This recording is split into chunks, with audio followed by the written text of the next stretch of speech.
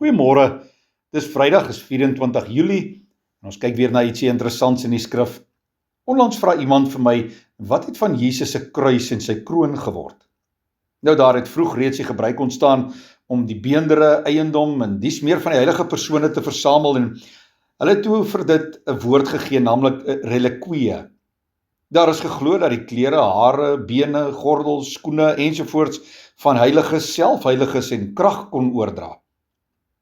So kry jy stukkies van wat mense glo die kruis van Jesus was oral in Europa en elders. Die grootste stuk kruishout wat onverwerk is by 'n klooster naby Wene in Oostenryk met die naam Heilige Kruis Klooster natuurlik. Die beendere van die wyse manne, so word beweer, is in die kathedraal van Keulen in Duitsland.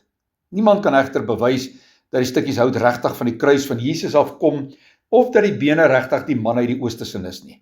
Mense spot dikwels dat daar soveel stukkies hout is wat glo van die kruis afkom dat 'n mens 'n skip daarvan kan bou.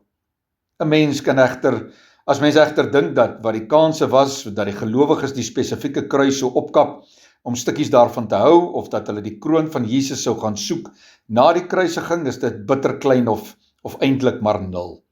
Die disippels het aan die begin almal weggehardloop of hulle het weggekruip, wat beteken dat hulle nie spesiaal sou teruggaan en die kruis gaan opkap het in klein stukkies nie.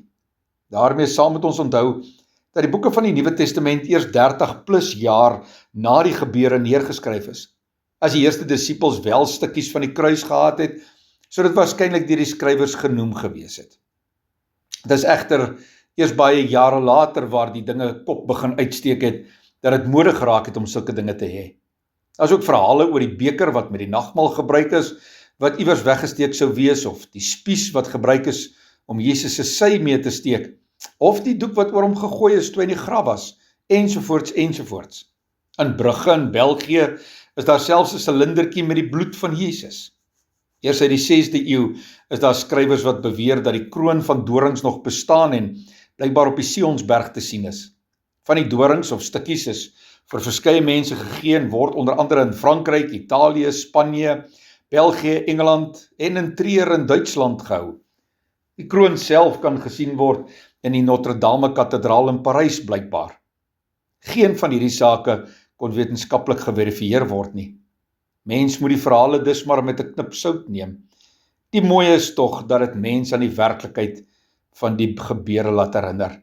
Dat mense dit laat dink daaraan dat Christus wel gesterf het, wel opgestaan het en nog steeds leef. Here, dankie vir dit, dat U gesterf het, opgestaan het en dat ons kan weet U leef steeds. Amen.